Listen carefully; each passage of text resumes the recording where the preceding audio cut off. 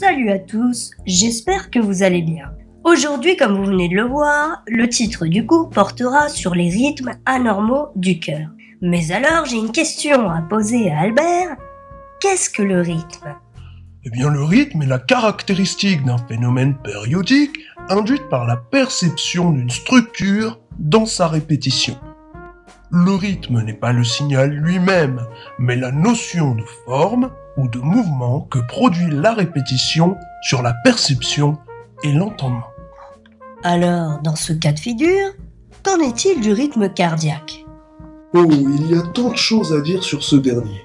S'il est un fait que chaque être humain sur cette terre a un cœur qui bat, il est aussi un fait que les cœurs ne battent pas toujours au même rythme.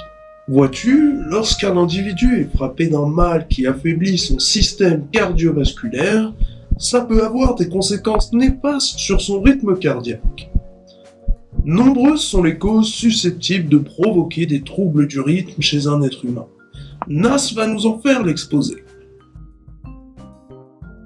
Les amis, si nous souhaitons aborder les troubles du rythme cardiaque, alors permettez-moi de débuter par quelques rappels au sujet de notre activité cardiaque à l'état physiologique.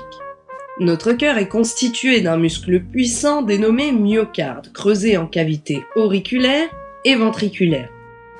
Le cœur est percé de vaisseaux qui lui font parvenir le sang désoxygéné par l'intermédiaire de la veine cave supérieure et inférieure à droite. Puis il est expulsé dans les artères pulmonaires. C'est dans les poumons que le sang sera réoxygéné puis renvoyé dans les cavités gauches du cœur par l'intermédiaire des veines pulmonaires.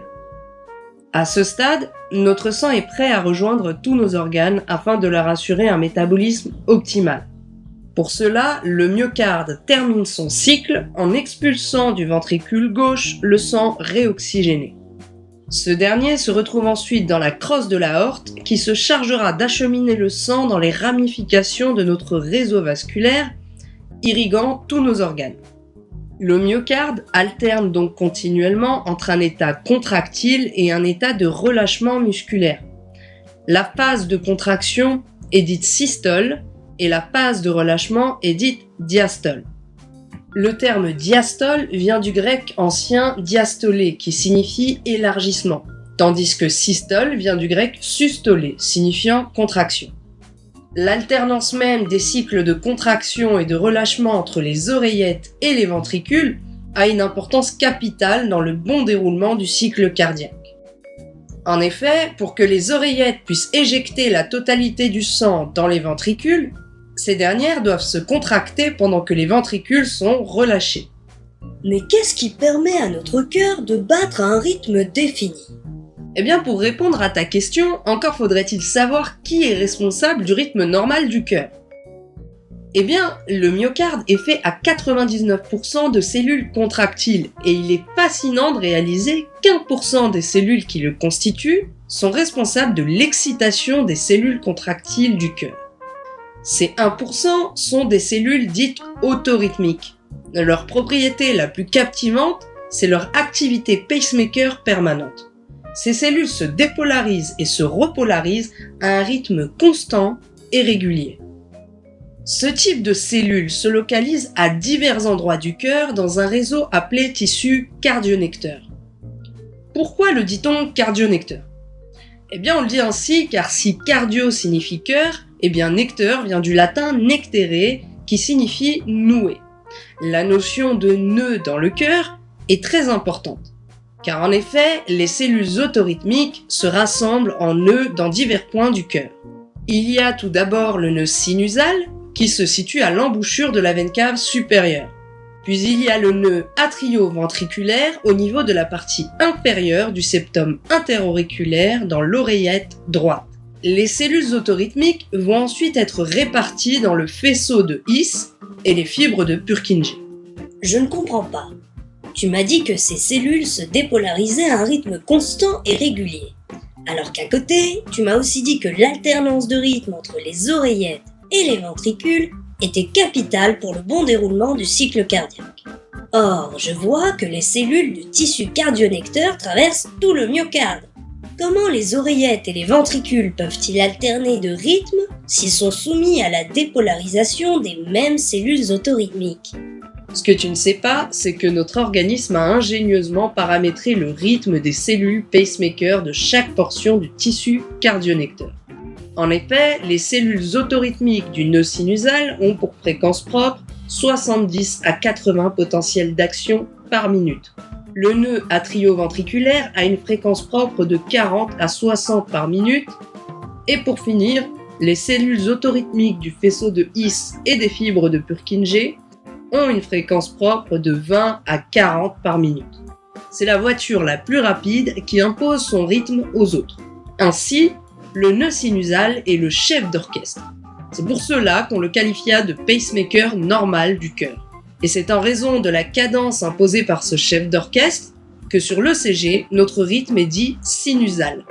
En effet, vous le voyez, la dépolarisation débute dans le nœud sinusal qui se trouve dans l'oreillette droite. Puis le signal rejoint l'atrium droit par les fibres interatriales. La phase que je viens de vous décrire correspond à la dépolarisation des oreillettes et elle est identifiable sur l'ECG sous le nom de l'onde P.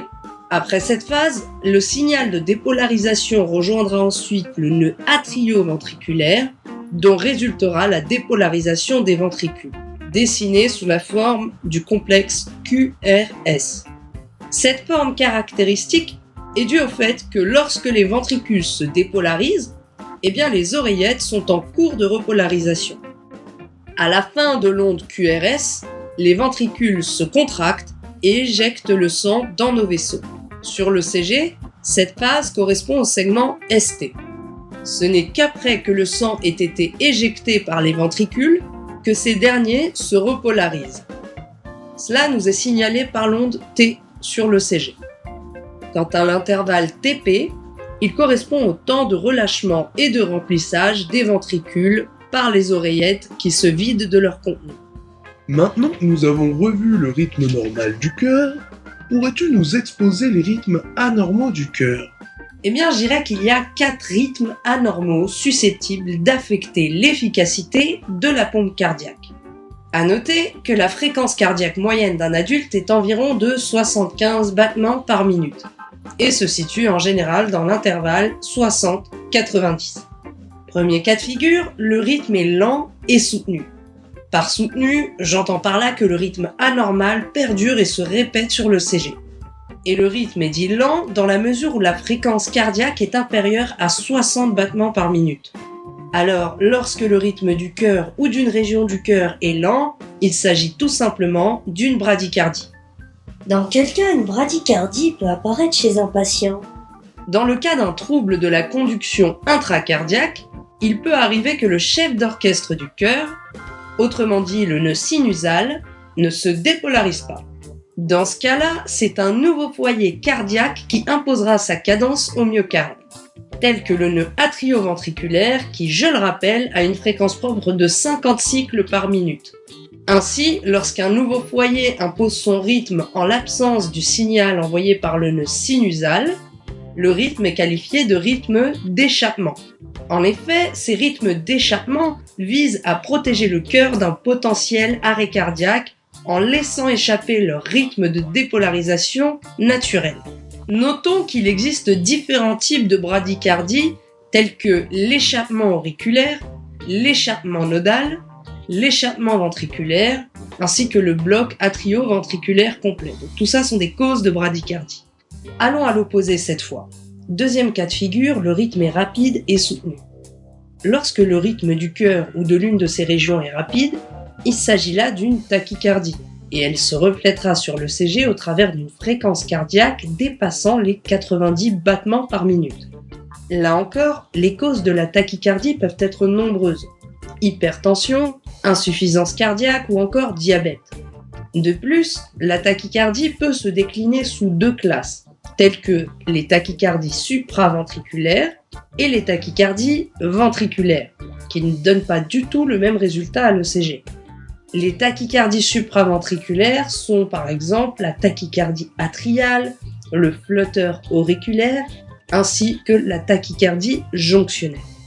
Jusqu'ici, concernant les arythmies que nous venons de voir, nous étions dans le cas de figure où certes la fréquence cardiaque est soit trop rapide ou trop lente, mais dans ces deux situations, la contraction des fibres musculaires des oreillettes ou des ventricules reste synchrone. C'est-à-dire que même si le cœur est trop rapide, ces fibres musculaires se contractent en même temps à l'unisson. Mais dans le cas de la fibrillation, les fibres myocardiques se contractent indépendamment les unes des autres. Il existe d'ailleurs deux types de fibrillation. Il y a la fibrillation auriculaire et la fibrillation ventriculaire. Enfin, le quatrième rythme anormal du cœur, c'est l'extrasystole. Qu'est-ce qu'une extrasystole ? Eh bien, vous voyez, il peut arriver qu'une zone du myocarde, qui à l'état physiologique suit la dépolarisation initiée par le nœud sinusal, eh bien, il peut arriver que cette zone se mette à générer une dépolarisation prématurée, causant ces extrasystoles, qui correspondent aux battements qui découlent de cette anomalie. Ces zones sont des foyers dits ectopiques. Ecto pour en dehors et topos pour lieu. En effet, ces cellules qui se dépolarisent prématurément sont en dehors du lieu où se trouvent les cellules autorythmiques du cœur, autrement dit, le tissu cardio-nectaire.